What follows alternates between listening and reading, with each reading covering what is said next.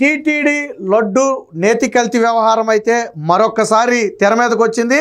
ఆ గతంలో రాష్ట్ర వ్యాప్తంగానే కాదు దేశవ్యాప్తంగా ప్రపంచవ్యాప్తంగా ఉన్న హిందువుల మనోభావాలను దెబ్బతీసే విధంగా వైసీపీ హయాంలో టీటీడీకి ఏదైతే నేతిని సరఫరా చేశారో ఆ నేతిలో కల్తీ జరిగిందని ఆ ఎన్డీడీబీ తేల్చి చెప్పింది. ఆ తర్వాత ఆ జరిగిన వ్యవహారాలు మనందరికీ తెలిసిందే. దీనిలో ఇన్వాల్వ్ అయినటువంటి సుప్రీంకోర్టు తన ఆధ్వర్యంలో ఒక సిబిఐ ఎంక్వైరీ టీంను కూడా వేసింది, మనందరికీ తెలుసు. అయితే ఇటీవల కాలంలో ఈ టీటీడీ లడ్డు ఏదైతే నేతి కల్తీ వ్యవహారం ఉందో ఏం జరుగుతుందనేది ఎవరికీ తెలియలేదు. కానీ వాస్తవానికి సిబిఐ తన పని తాను చేసుకుంటూ వెళ్ళిపోతుంది. ఇప్పుడు ఉన్నట్టుండి ఒక్కసారిగా నలుగురు వ్యక్తులను, అందులోనూ వివిధ సంస్థలకు చెందినటువంటి కీలక వ్యక్తులను ఆ సిబిఐ అధికారులు అరెస్టు చేయడంతో మరొక్కసారి లడ్డు కల్తీ నేతి వ్యవహారం అయితే తెర మీదకు వచ్చింది. దీంతో వైసీపీ ఆ గుండెల్లో రైళ్లు పరిగెడుతున్నాయి. ఎందుకంటే నిన్న మొన్నటి వరకు అసలు లడ్డూలో కల్తీయే లేదు, దీని మీద విచారణ అవసరం లేదని వాదించిన వాళ్ళందరూ కూడా ఇప్పుడు సిబిఐ అరెస్టులు చేయడం మొదలుపెట్టిన తర్వాత కిక్కురు మనలేని పరిస్థితి. దానితో పాటు సిబిఐ అనేక అంశాలను కూడా బయటపెట్టింది. వాస్తవానికి సిబిఐ విచారణను పక్కన పెట్టి కూడా వాస్తవాలను మనం ఒక్కసారి బయటకు తీసుకుంటే అసాధ్యం. 320 రూపాయలకు ఆ నేతిని టీటీడీకి సరఫరా చేయడం అనేది హైలీ ఇంపాసిబుల్. అది ఎలాగూ అనేది నిన్న ఆ సిబిఐ అధికారులు బయటపెట్టారు. రెండోది ఏంటంటే వివిధ సంస్థలు, అటు వైష్ణవి కావచ్చు, ఏఆర్ డైరీ కావచ్చు, ఆ బోలే బాబా కావచ్చు, ఇందులో ఇన్వాల్వ్ అయినవి ప్రధానంగా ఈ 3 సంస్థలు ఇన్వాల్వ్ అయి ఉన్నాయి ఈ కల్తీ వ్యవహారంలో. వాస్తవానికి ఏఆర్ డైరీని ముందు పెట్టి తెర వెనక కథ మొత్తం నడిపింది Vaishnavi dairy. AR dairy contract దక్కించుకుంటే వైష్ణవి డైరీ టీటీడీకి నేతిని సరఫరా చేసింది. మరి ఏఆర్ సంస్థ సరఫరా చేయాల్సిన నేతిని వైష్ణవి సంస్థ ఎందుకు సరఫరా చేసింది? పక్కన పెడితే వైష్ణవి సంస్థ ఎక్కడి నుంచి నేతిని తీసుకొచ్చింది?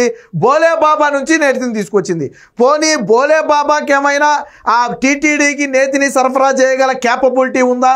అంత నేతిని సేకరించగల సామర్థ్యం దానికి ఉందా? అన్ని పాలు ఆ బోలే బాబా దగ్గర ఉన్నాయా అంటే లేవని తెలుస్తుంది.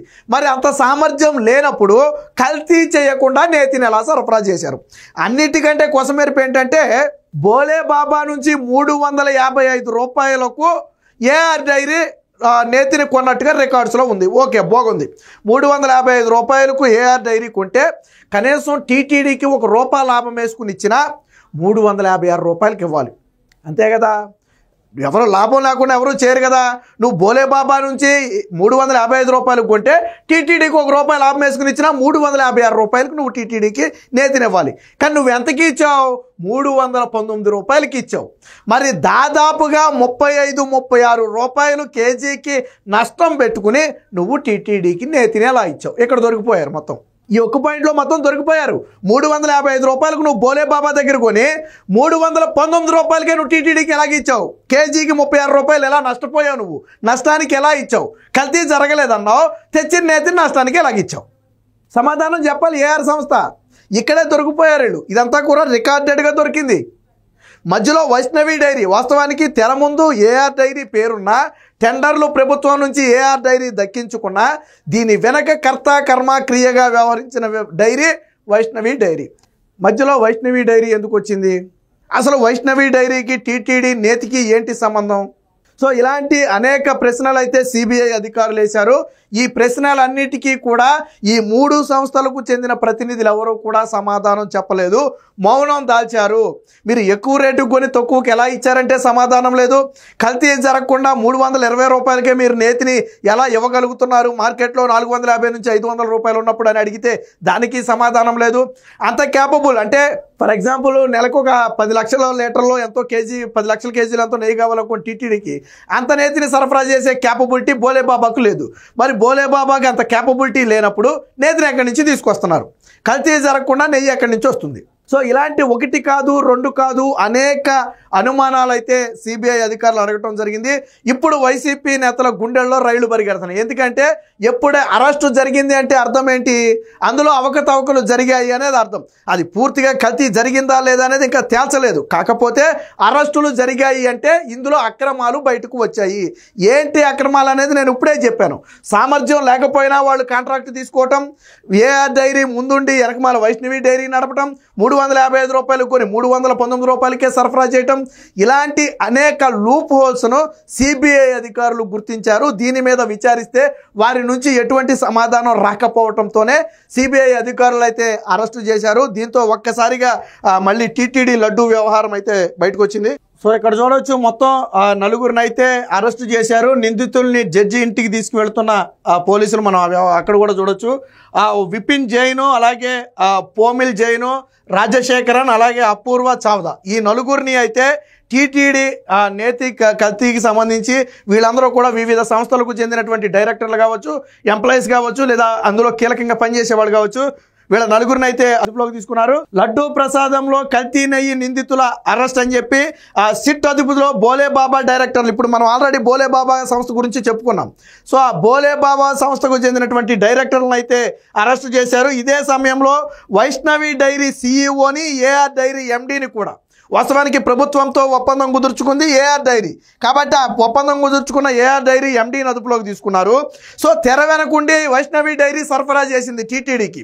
మరి ఏఆర్ డైరీ ఒప్పందం కుదుర్చుకుంటే వైష్ణవి డైరీ ఎందుకు సరఫరా చేసింది? దీనికి సంబంధించి వైష్ణవి డైరీ సీఈఓని అదుపులోకి తీసుకున్నారు. ఇక అసలు కథ అంతా బోలే బాబా దగ్గర ఉంది. ఎందుకంటే వాళ్లకు ఆ నేతిని సరఫరా చేసే క్యాపబుల్ లేకపోయినప్పటికీ, ఫర్ ఎగ్జాంపుల్ నేను ఉన్నానండి, నా క్యాపబుల్ రోజుకు ఒక 100 లీటర్ల నెయ్యి సప్లై చేయటం, కానీ 1000 లీటర్ల నేతిని నేను ఆర్డర్ తీసుకున్నా. ఎలా సప్లై చేస్తాను? నేను నా క్యాపబుల్ 100 లీటర్లే, నేను ఎటువంటి కల్తీ చేయలేదు, 1000 లీటర్లు నేను ఎలా సప్లై చేస్తా? ఇక్కడ జరిగింది కూడా అదే, బోలే బాబా విషయంలో జరిగింది కూడా అదే. వాళ్ళకి అంత సామర్థ్యం లేకపోయినా టెండర్ తీసుకున్నారు. సో ఈ విషయానికి సంబంధించి బోలే బాబాకు చెందినటువంటి ఇద్దరు డైరెక్టర్లను కూడా అయితే అదుపులో తీసుకోవడం జరిగింది. నలుగురికి తిరుపతి రుయా ఆసుపత్రిలో వైద్య పరీక్షలు, రిమాండ్ విధింపు, తిరుపతి సబ్ జైలుకు కూడా అయితే తరలించడం జరిగింది. సిట్ అదుపులో 2 డైరీలకు చెందిన మరొక 10 మందికి పైగా సిబ్బంది రేపో మాపో అరెస్టు. సో ఇది ఇక్కడ ఆగిందంటే లేదు, ప్రస్తుతానికి కీలక వ్యక్తులను మాత్రమే అరెస్టు చేశారు.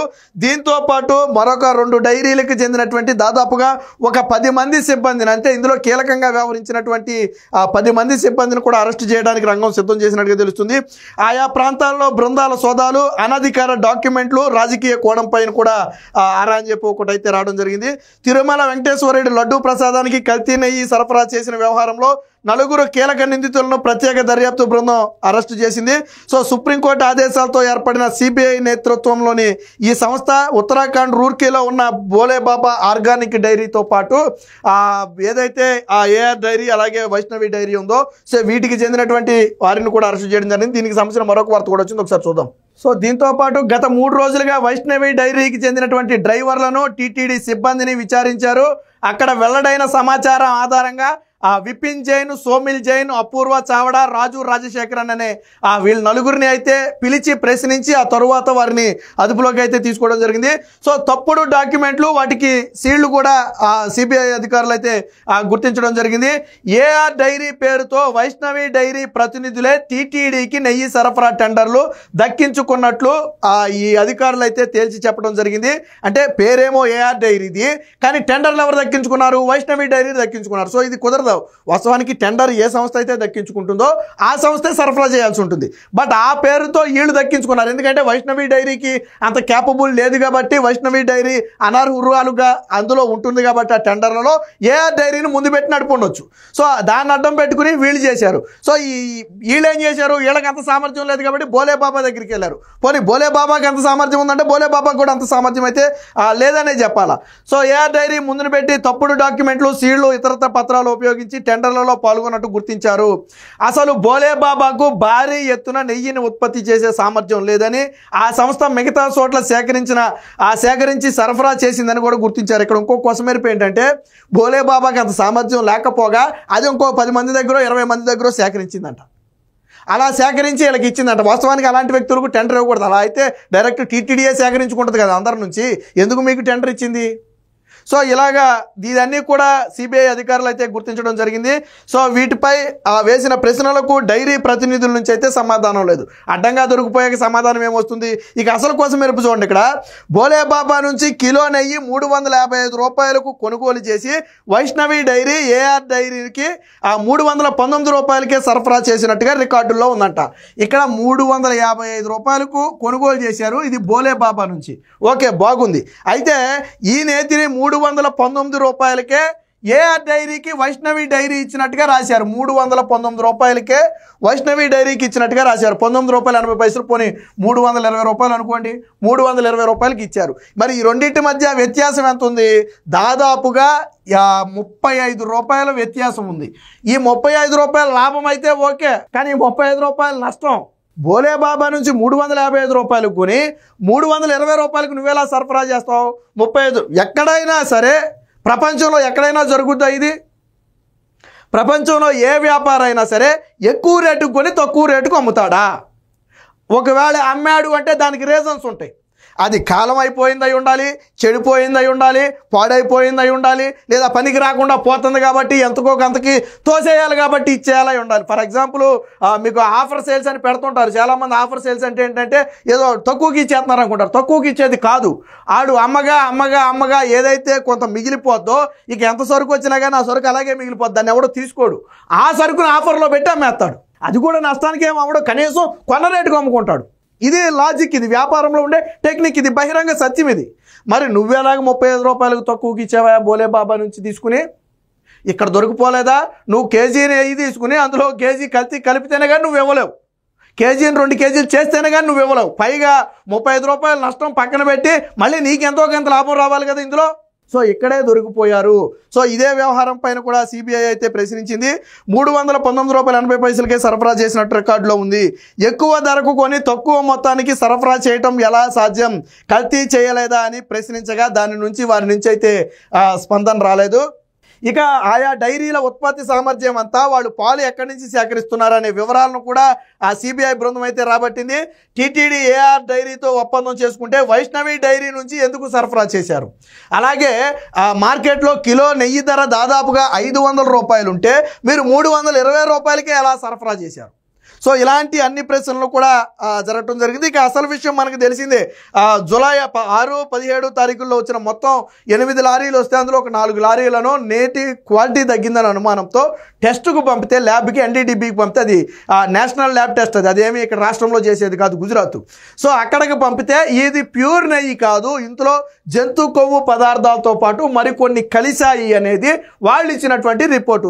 దాని తర్వాతే ఈ ఇష్యూ అంతా కూడా బయటకు వచ్చింది అనుకోండి. ఇదంతా వేరే వ్యవహారం. సో ఏది ఏమైనా మొత్తంగా ఈ టీటీడీ లడ్డూ కల్తీ వ్యవహారంలో ఇప్పుడు 4గురిని సిబిఐ అధికారులు అరెస్టు చేయటం అనేది రాష్ట్ర వ్యాప్తంగానే కాదు ప్రపంచవ్యాప్తంగా కూడా చర్చనీయాంశంగా మారింది. ఆ రోజు ఏదైతే లడ్డూ కల్తీ జరిగిందని చెప్పారో దానికి నిజరూపమే ఈ రోజు అరెస్టులు అనేది కూడా తెలుస్తుంది. ఇదేమి రాష్ట్ర పోలీసులు చేసిన అరెస్టులు కాదు, పోనీళ్ళ మీద నింద నెట్టేద్దామంటే. పైగా నేను ఇందాకే చెప్పా, ఈ అరెస్టులు ఈ విచారణలు కాసేపు పక్కన పెడదాం. నువ్వు 355 రూపాయలకు కొని 300 రూపాయలకి 20 రూపాయలకి ఎలా ఇచ్చావో చెప్పవా? ఆ వ్యాపారం ఆ ట్రిక్ ఏంటో చెప్పు. 35 రూపాయల నష్టానికి ఎలా ఇచ్చావో చెప్పు. కాబట్టి అడ్డంగా దొరికిపోయారు. ఈ వ్యవహారంలో ఎప్పుడైతే ఆ సిబిఐ దూకుడు పెంచిందో దీని వెనక ఇప్పుడు సిబిఐ ఏం చేసిందంటే రాజకీయ కోణంలో దృష్టి పెట్టింది. ఈ టెండర్లు దక్కడానికి రీజన్ ఏంటి అంటే నిబంధనలకు విరుద్ధంగా ఉన్న టెండర్లు ఎలా దక్కాయి, దీని వెనక ఎవరి ఒత్తిడి ఉందనే అంశాల మీద కూడా దృష్టి పెట్టింది. దీంతో వైసీపీ నేతల వెన్నులో అయితే వణుకు మొదలైంది. ఏదేమైనా మొత్తంగా ఈ సిబిఐ అధికారులు 4గురిని అరెస్ట్ చేయటం అనేది ఇప్పుడు తెలుగు వారందరిలో కూడా చర్చనీయాంశంగా మారింది.